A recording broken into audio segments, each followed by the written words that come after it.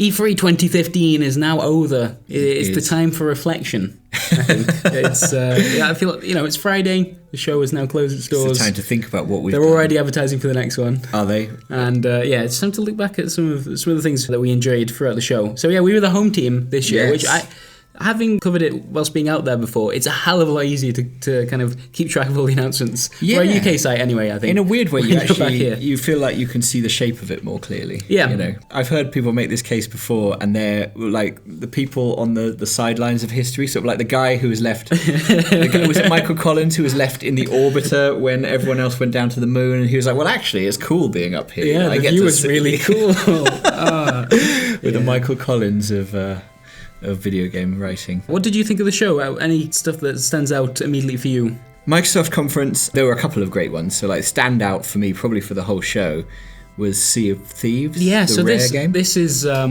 it's just so nice to see Rare actually doing a game that I really want to play. Yeah. Which they didn't talk about Kinect once. Kinect wasn't mentioned throughout the Kinect. show, and Rare has benefited from that tremendously. Yeah, I mean, like, we know nothing about Sea of Thieves. What it looks like is Pirates of the Caribbean, the theme park ride, done as a game. An open world multiplayer game. Is that what they're saying? Right. So outside of that, we really don't know. I just think what's amazing about that is Pirates is just such a smart choice. Yeah. Because, like, Pirates is one of those fantasies that doesn't go away. Bank robbers is another. Pirates, bank robbers, super spies, they're just so reliable, but Pirates also brings with it a clutter of delightful expectations. Digging up treasure fits very well with games. Pirates have loot, and like every pirate cliche in the world was in that trailer. So it was only about 10 seconds long, it felt, but like there was a guy walking the plank, there was like a pirate's skeleton, there was a treasure chest. It just looked, that for me was weirdly enough probably my game of the show, other than XCOM. So I think a lot of that trailer wasn't necessarily a fair reflection of what the game will be. Like they're walking along the plank thing. Players aren't going to do that. Players don't have the time or patience for plank walking. What I did like about it though was the very brief kind of shot as the other ship went past and you saw all the players scrambling across their own deck. And you just realised, oh right, the other ships are like this one. It looked more, the whole thing looked more like a target render than an actual game to me. I don't know whether I'm being too cynical, but anyway, regardless of what that game looks like, if someone's making good concept. if someone's making that pirate game, I'm on board.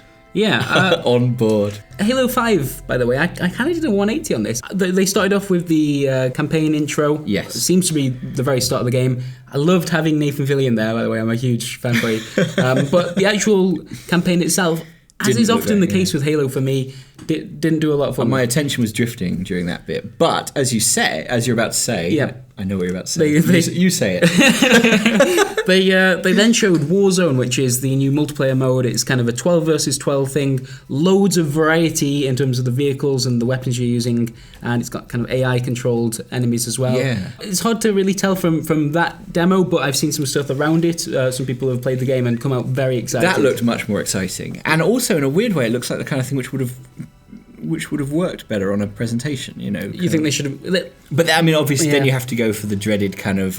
You've got to lead with Nathan Fillion, haven't you? You've got to be like this. You've got to lead with Nathan Fillion. Ion, I think, looks amazing.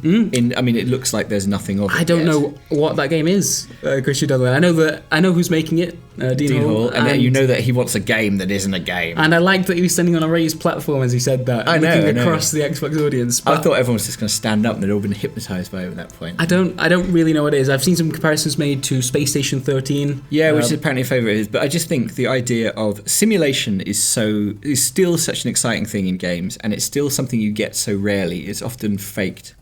And the idea of simulating on a molecular level, which is what he seemed to be suggesting, simulating an entire universe. I mean, like, on a one way, you're like, okay, this is quite a heady ambition from a man whose original game still doesn't have a tutorial. Yeah. But like on the other hand, it's like it's so exciting to see someone thinking big and someone who is a little bit.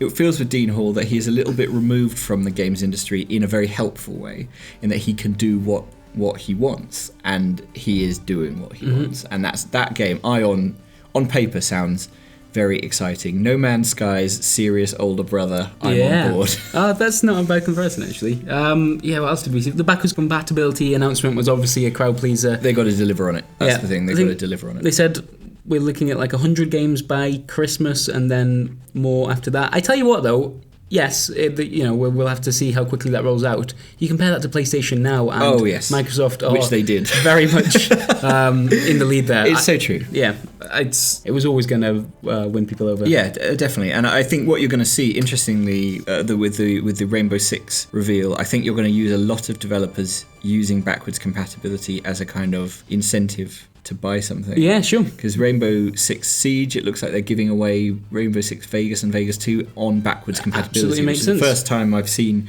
well, obviously it's the first time I've seen someone do that, but I think that's going to catch on because it's a way of monetizing this thing which is, or horrible word, sorry, I'm using their language, way of monetizing something which is you've kind of given up on, and it makes sense, I think. Dark Souls 3 made a showing, which was surprising to see at the Microsoft conference. I don't really know why, but it was. Barely a showing, though, wasn't it? But really? We now know that Miyazaki is coming back to the Dark Souls. He's co-director, franchise. Is that correct? Yeah, I think so. Along with someone, a really odd choice. The Steel Battalion guy.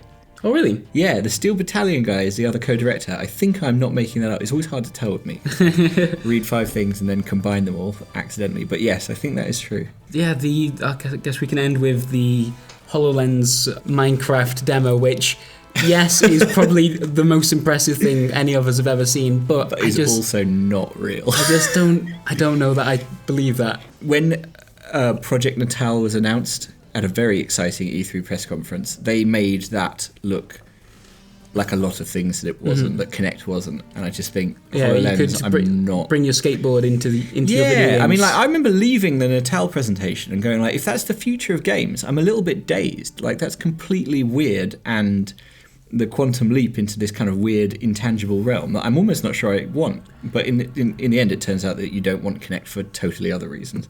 And I think HoloLens felt like over-promising. Hugely. Well, we can move on to Sony, which interestingly didn't choose to talk about Morpheus. No. And obviously, we're talking about AR versus VR there, but they are two kind of rival products. Yes. They didn't talk about Morpheus, maybe because it's just quite hard to demo without making it up a little bit. I'm not sure, but they had stuff to talk about. They had stuff to talk about. This conference has just taken on a kind of legendary...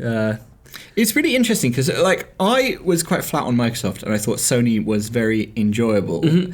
A lot of people seem to have the other way around because Sony stuff is all kind of off in the distant future, whereas Microsoft is, here's something you can buy, at the end of this year. Mm-hmm. For people that enjoy the spectacle of E3 conferences, I think the Sony one was... It felt like... was just fun to watch. It felt like, in terms of positioning, it's really interesting because Microsoft seems to be saying, come back to us. 360 players where the 360 was the gaming, multiplayer particularly, gaming destination for console. But Sony is sort of positioning itself as the custodian of gaming sort of history and sort of gaming culture almost. It feels like they're going, here are these things that you love and we are going to help make them real. Sure, yeah.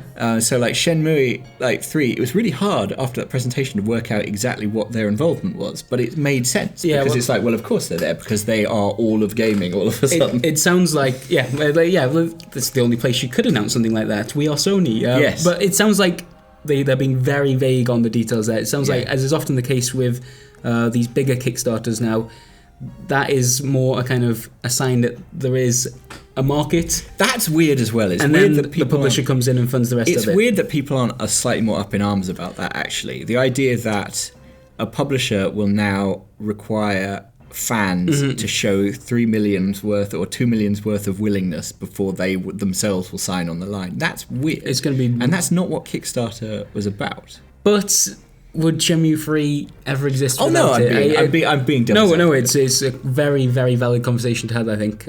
We saw it with the kind of spiritual successors to Castlevania as well very recently. I feel like we're paying to fill in their surveys. And I think...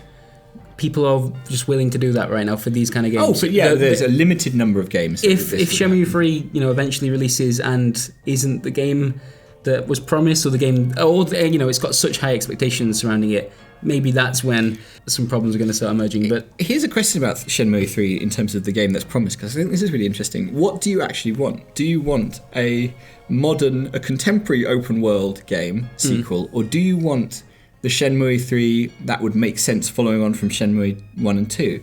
Do you want a game which is slightly frozen in amber? I think that's That's the impression I got from it. The impression I get is that's what they're making. Yeah. Which is why Kickstarter does kind of work for that. When you see the sort of demo footage, it's very stilted, it's very odd. Characters turn and then the camera zooms in on their face before an actor who should never be doing any acting says their line for them. And yet that's sort of what works. If they had turned it, if it was suddenly like, a cover-based shooter with parkour, first-person parkour, I'd be like, yeah, this is too much into the present. So that's an interesting discussion to have with the Final Fantasy VII remake as well, which was just will have blown so many NeoGAFers' minds, it's untrue. What do we want there exactly? Because, I mean, have you played that game recently? Yeah, I know. I mean, I think it's an old Final Fantasy game, and that means grinding, that means a lot of repetitive summings. It's like, there's a certain style there which they've moved away from hugely. But which you have to keep for it to be authentic. I mean, this reminds me that I think there's a line in Minority Report which sums it up best, which is if you dig up the past, all you get is dirty. And I think that's what we are going to see with a lot of these remakes, in that the audience that wants them in a certain way, and that is a way and will be furious if it's changed. And that precludes it being a mass market thing again. It precludes it being a huge kind of sort of everyone being roped back into it deal, because you're trying to preserve something which history has rendered sort of fiddly and ornery a little bit. So I'm really excited about it, and I love this idea of preserving games past, but it is going to cause problems if they're trying to sell huge numbers of these things, I think. Yeah, it's just it was the one that I wasn't expecting. We'd heard rumours about all three beforehand. Yeah. And this is the great thing about that Sony conference. Nothing really leaked beforehand, except it did, and we just didn't really believe it. Yes. Because they were such ridiculous promises. Like, The Last Guardian, Final Fantasy VII Remake, and Shenmue 3. Yeah. How could that happen? I like the sort of the cumulative ballsiness of it, where it's just like, we are going for the triple. The more and more they announce, and you're like, oh, wow. I mean, and what I wouldn't like to get lost in all of this is that their first-party stuff actually looks amazing. Yeah. So I thought Horizon, the Guerrilla thing, was extremely interesting. The really great thing about that is that they just opened with The Last Guardian, probably one of the most impressive openings to an E3 press conference you can ever do, and will ever be able to do. And then the next game wasn't a disappointment. No. It looked brilliant. And I like the fact they didn't hype it through the roof either. It was just like, here is this game, and you're watching it, and you're like, oh, actually, it sort of dawns on you that what you're watching looks rad. Yeah. That seems to be a really nice way of doing things. It's a very interesting setting as well. So it's kind of the post-apocalypse has already happened. Yeah. And this is the next version of civilization. It's the new primitive age, and yet so that's one twist. So cave paintings of skyscrapers is such a brilliant opening. Yeah. Such a sort of a cognitive confusion. And then the next twist is there are dinosaurs, but they're made out of technology. And that, again, is a brilliant twist. And it's so usually when you have kind of a mechanical robot enemy in a game, they are very much this kind of weird intruder into the system. But they very much, they treated like animals. Like, you see when she first takes out one of the smaller enemies and she's kind of talking to it, soothing it as it happens. Feral robots. That's what they should call this game, by the way. Feral robots. But that is a really brilliant idea, and I think they look like a very interesting enemy. It had a nice sort of, everyone was saying like Monster Hunter, but also I think I wrote about it. Sorry to quote myself. I really got a Stranger's Wrath feel to it, from the mixture of stealth and sort of third person. It just seemed very. I really like the look of that game. Yeah, they followed up from The Last Guardian and they delivered. They had to keep the momentum, and they really did. We saw another demo for No Man's Sky. Just in case you'd forgotten how massive that game is, Sean Murray turned up and just showed off for a bit. Do you think it's too massive? I worry it's a little bit too massive. There's a bit where the map pulls back and you're just like, oh my god, this is a being lost forever. But it's not just your game, is it? It's a shared experience. You're never supposed to see everything. That is true, but I just think, I wonder if that game is too big. And they ended with Uncharted 4, which is not really a series that I'm into. I don't know. No, not me either. But I appreciate that. If it's really your thing, excited about that. That is about as exciting as it gets. Yeah, and that was Sony. It was just a stupid conference that it was exhausting to watch because of how many big, impossible announcements took place. It is good when E3 is like this. It reminded me a little bit of the Microsoft Natal conference, which was one of the craziest hours of my life, I think, just in terms of what they were promising. Yeah, and it's kind of it's It's a little bit weird when you look at E3 now and you see people like Nintendo who are about to talk about kind of very much moving away from the show, not really relying on it for their announcements, that they've got their own platform that they do that on and everyone watches it anyway. It was nice to see Sony do spectacle again. Yes, because that is part of the fun of E3. Yes, it's important to see where these companies are going and, get kind of hard details about the video games that we're going to play. Of course it is. It's also fun to just see them be a bit daft. Yeah, it's like there's a reason E3 is held in LA. Yes. That's basically the truth of it, I guess. So Nintendo did their Directs. They started off with Star Fox, which looks like a Star Fox game. It doesn't look like a Wii U game, I think is fair to say. No, but I think actually, the more I looked at it, the more I think, this is not the beginning of the Nintendo apology squad, don't worry. Okay. But the more I thought about it, I thought they have done this look, they're doing it on purpose. Mm-hmm. This is a retro, a sharp-edged version of the N64 look. And I think that's probably a valid way to take that series, the direction of that series, which has always been about Star Fox has always been about the glory of polygons a little bit ever since the very first one on the SNES, and they've taken an art style in which you can feel the polygons in there still. The one that really seems to have stuck out is Metroid. Yeah. Yeah, I don't get people's fury at the. I don't get a lot of internet fury, to tell the truth, but I don't. Furious man. No. What else can they do when they have a Nintendo Direct every 3 months or whatever? So they have a mini E3 4 times a year.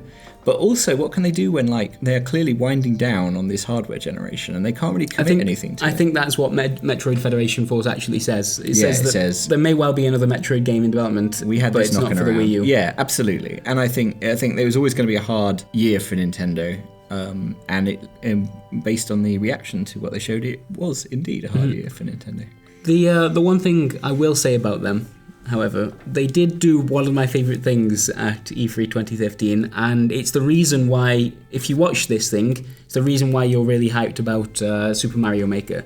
And that thing was the Nintendo World Championships. Oh yeah, no, I heard about you. You were just glowing when it came in. So within the office, I'm in no way the biggest Nintendo fan, and yeah, it just completely won me over. It was at times extremely childish, a little bit awkward, just odd, but just a delight to watch as well. And they ended with Super Mario Maker, which, if you aren't going to watch the whole thing, watch that finale. You need to build up to the moment in which they figure out one of these levels. I also think it was just from the perspective of a Nintendo fan, it was very exciting seeing the bits of paper that Mario was originally drawn on. You hear about this over the years, but to actually see these kind of graph paper whizzing past with these classic designs on it, and that is a bit like, if you're a Nintendo, this is going to offend everyone, but that's sort of the Turin shroud of sorry, there's something in there to offend everyone. I'm so sorry, but that felt like, whoa, I want one of those. You're an apologist. Probably am, a little bit. But I would say, I am an apologist, but I don't own a Wii U, so I'm part of the problem. Right, okay, fair enough. And finally, with the third parties, we'll try and just rattle through some highlights here.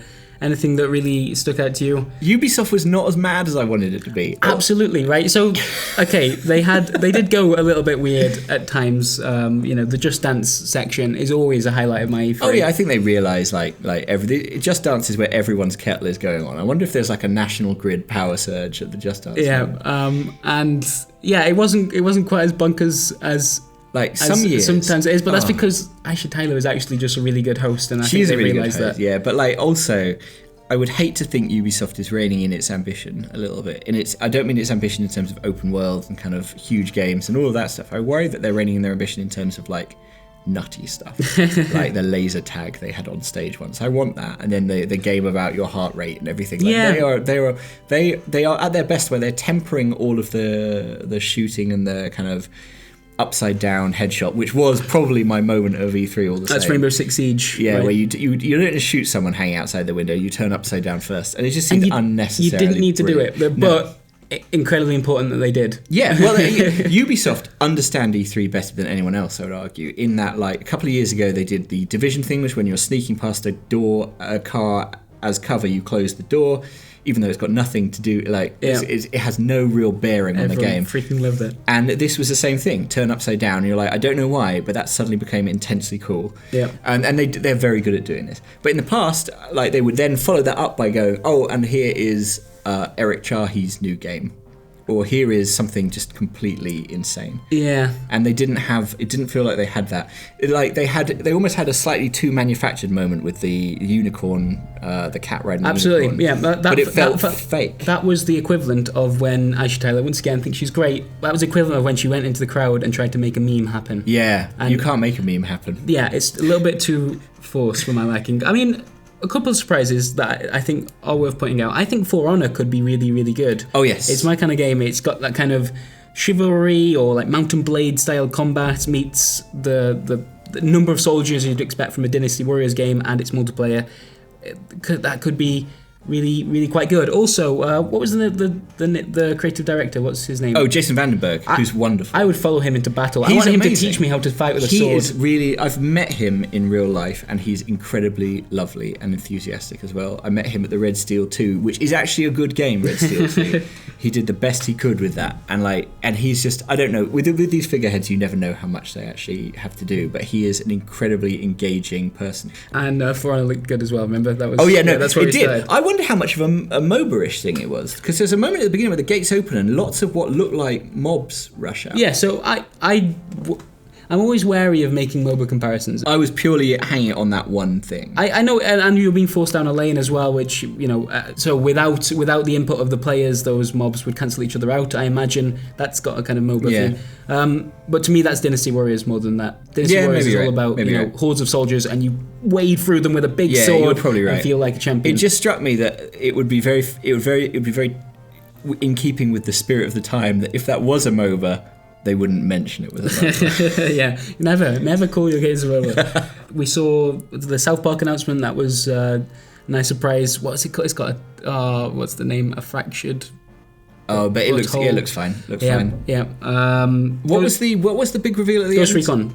The Ghost Recon Wildlands, it's called. Yeah, which looks really. I quite like the look of it. I mean, I like the look. Reading around it, I'm more excited by reading around it than the actual thing they showed. Well, that's the thing with Ubisoft. There's always initial reveals now brings a certain level of skepticism. Yeah, but the reading around it, the director said we want to strip all writing out of this game, and so it's a huge map. Apparently, it's the biggest open world game they've ever made. Not that really means much, but you can tackle things in any order you want, and it sounds almost more like Crackdown. That you're dropped into this world, and there's a bunch of people you eventually need to go kill, but you can do it in whatever order you want, and that sounds great. That's worth knowing. I think some people were unsure whether or not open world meant just in terms of the level itself. I think it means actually really a dynamic way to actually work your way through it. I don't know about you, but I got a sort of a Shadow of Mordor vibe in the way they were talking about the enemies working against each other. In fact, the demo or the trailer they showed ended with the guy with the white hat being killed by presumably his boss or a work colleague. Yes, a work clocking in. Yeah, and it'd be interesting to see if they've taken some inspiration from that. It's interesting. That is really interesting because I think Shadow of Mordor had this one brilliant system, the Nemesis system, where you could kind of meddle with the hierarchy of your enemy, but it didn't really do enough with it. And I think it's waiting. It felt like one of those things where this is waiting for a game. I wonder if that was like Shadow of Mordor is kind of the kill switch to Ghost Recon's Gears. Kill Switch was the first kind of cover base. It sort of nailed all that cover based stuff, but it didn't really build the game around it. And I think this might be a new thing. Well, that Nemesis system is going to be in more games. I hope so. Without a doubt. I hope so. It strikes me as the kind of thing you could drop into a game and it just instantly makes it more fun, even if you don't really plug it into anything. Bethesda, just no real huge surprises from them, but a very, very solid showing. Yeah, very much so. I think one of the reasons there wasn't that many surprises is because we found about Dishonored 2 the night before. When did you listen to that, by the way? So they accidentally revealed Dishonored 2 on Twitch. Oh god, I thought it had already been announced. No, they were basically doing a run through of their presentation, and at this when the two guys from Arcane Studios came on, and one of them was talking in French, and they have a little joke about it. Even that joke was leaked. And so, we all pretended to be very surprised by Dishonored 2. Dishonored 2 will contain jokes. You heard it here. And Fallout 4 obviously was very popular. They showed lots of it off, which was nice. Yeah, it looks good. It looks like Fallout. Yep, building crafting stuff probably been the biggest surprise there. Yep. I am very interested to see how they handle that. I thought Doom looked good. I mean, Doom looks that's as good as you can get Doom looking, I suppose. Like, just it is still a straight ahead shooter. The mantling and stuff doesn't really seem to mess with it that much. You can't really bring Doom that much up to date, and it's probably a wise choice not to. Yeah, I think so. It's the most video game there is. Yes, it really is. That's fine. Fallout Shelter, by the way, right? What the hell? That game's making loads of money. So much money. Tell you why it's making loads of money. It is Fallout, so people are like, But also, when you buy the lunchboxes, they've clearly been playing Hearthstone because it works exactly the way seductively. Hearthstone. It has this thing where you take the lunchbox and you put it in this other area, and then it opens, and there are 4 cards, and they're dealt to you. Face down, and then they turn around, and they even have the same shimmer effect almost as you get a rare or something like that. And that's why I think that game looks incredibly shallow and it is incredibly shallow. And if it was anyone else other than Bethesda doing it, we'd think it was shit. Oh no, I mean I don't worry, I think it is shit. But what was weird is I was talking to Rich Stanton about it, and he absolutely adores it. And it makes when Rich likes it, it makes me think, oh, did I miss something? Is it better? There might be something there. But then equally, I remember he had a terrible Tiny Tower addiction, so I'm like, okay, maybe this just works. A people management game with Fallout. But if Rich Stanton likes your game, that is about as much of a recommendation as you can get these days. Fair enough. Moving on to Electronic Arts, they kicked off with the new Mass Effect subtitled Andromeda. There were 2 feelings I took away from that trailer. First of all, it kind of led with this focus on exploration, which I think is very promising. I think it's probably the way that Mass Effect should go. And then they ended with just a weird combat scene where the character that the trailer's following, apparently not the main character of the game, kind of rushes in, jumps, and is about to punch someone in the face. Every game had to have a slow motion jump from the sky and punch. Without the N7 logo, that could have been any video game, and I wouldn't have been able to guess. The problem is, I think, is that exploration is not something I associate with, particularly with BioWare in general, but specifically with Mass Effect, which has always managed to make the world feel like stops on their universe in their game always feels like stops on the Paris Metro, and I think it's the same thing here in that you're going to Andromeda. That sounds super exciting, but when you say like let's colonize a new galaxy, I think No Man's Sky has the right approach, and I think the way it's going to work with Mass Effect, if it's anything like the previous Mass Effects, which it has to be, that's not that exciting. Go and see a bunch of little Mass Effect levels feel like food courts in a shopping mall. I do feel like this is going to take that and run with it a little bit, because they're talking about bringing back the Mako and but there's only so much you can do with that, and I think they make great RPGs, but they do not make RPGs which have a sense of discovery for me. I know Tom Phillips right now is racing back across the Atlantic to come and punch me in the head, but probably drop down out of the sky and punch me in the head like that. Palais showed up, started telling some stories about the time he went to Sweden. I think he's still telling those stories. A woman stroked his hair.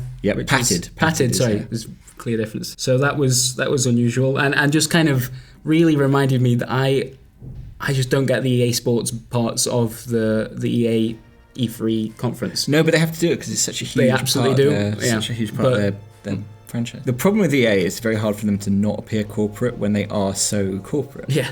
And obviously they're corporate because it's made them so much money. But see the comparison between the antagonist of Mirror's Edge, Catalyst, which looks very good by the way. Doesn't have you don't use guns in it, but you can kick people out of buildings. Anyway, the antagonist of that game looks exactly like Andrew Wilson from EA, the main guy. Yeah, they look exactly the same.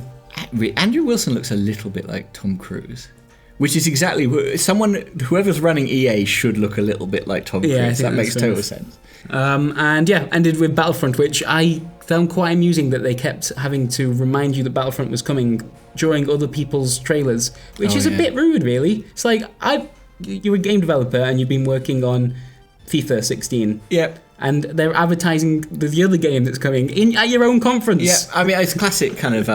It's amazing that there wasn't like a microtransaction where you could speed it up to like 69p and it'll be here in 5 minutes. Battlefront just looked like a lot of fun. Yep. It's Battlefield meets Star Wars, and it's full of fan servicey bits that people will be really into. I don't know how you can't be a little bit excited about that game. Absolutely. And finally, we'll go on to Square Enix. I don't think we're going to talk about the PC gaming show because it was 3 hours long, and it's more of a talk show than a press conference. Yeah, I would like to say that I'm glad it's here, and I hope they do it again next year. Yep, I think they can maybe learn from this year's, maybe trim it down slightly. Was XCOM at PC Game Show? No. Oh, XCOM. Can we briefly talk about it? Before we get to Square, can we talk about XCOM? Didn't show up in any of the press conferences, but has been demoed with IGN. Game of the Show. And GameSpot, and yeah, it just... Game of the Show looks amazing. It really does. I'm so excited to play it. So am I. And I think that's all we really need to say. Yeah. And I love it, and I'm eager to play it. Absolutely. Okay, Square Enix kicked off with Just Cause 3, which the important thing you need to know about Just Cause 3, right? Yep. Multiple grappling hooks. That's actually the only thing you need to know about Just Cause 3. How many? Well, we don't know, actually. Because there was a mod for Just Cause 2 which allows you to basically do infinite grappling hooks, and that's rad. Yeah. What else have they got? Hitman is apparently supposed to be really good on the show floor. And it seems really interesting that like the game, it's almost like a Katamari approach to the game, where you get this small bit of game at the beginning, or a limited bit of game at the beginning, and then they just add to it, make it bigger. Yeah. So the thing I liked about the in-engine trailer, I think, was they showed multiple ways of killing people that involved throwing a crowbar, right? Using a katana, or my personal favourite was dropping a number of, I think, chandeliers onto your target during a fashion show, which just feels like blood money. Yeah, definitely. Yeah, that's the direction that game's got to go back in. From what I've heard, that is the direction. That sounds good. Sounds great. Deus Ex, they only showed a trailer during the conference itself, but have since released a 25-minute batch of gameplay that you should totally watch. It looks like a real, genuine step forwards from Human Revolution. They have very much learned from some of the complaints in that game. Right. They've talked about boss fights a bunch and quite openly said, yeah, we didn't get those so right last time. Maybe because we sent them out to someone else. Outsource them, yeah. But yeah, it looks brilliant. That's good. The gameplay demo, I think, went up today actually, and is just worth watching. Oh, that's great. It's one of those. It's one of those series you want it to be doing well. Yep. You can. Apparently, you can play the whole game without killing anyone, which is something they will have heard from the last game people wanted. And yeah, just look at it. It's good. But they had a lot of interesting stuff to show, and they had actual things to say, but they did it in such a boring way. Which is part of E3 is that you do need that showmanship. Yeah, though it's sort of a throwback to E3 of old, though, wasn't it? It was very sort of stilted and formal. And like even the way that they revealed a brand new RPG studio at the end of the conference called Tokyo RPG Factory, which is great and always good to see. Reinvesting in JRPGs. And they did it by showing 3 pieces of concept art for a game that is called Project Satsuna or something like that. And that was it. It was just, I don't know what to do with that information. Good, thanks.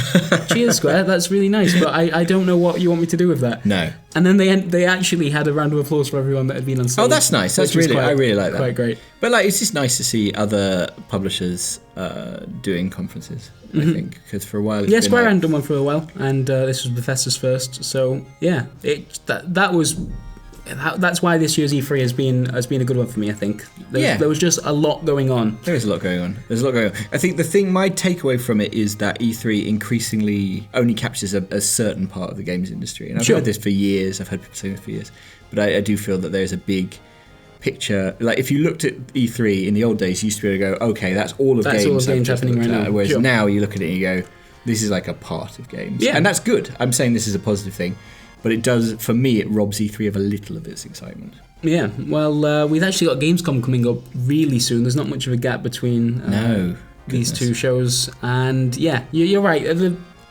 Gaming is different now. Gaming is bigger and more varied.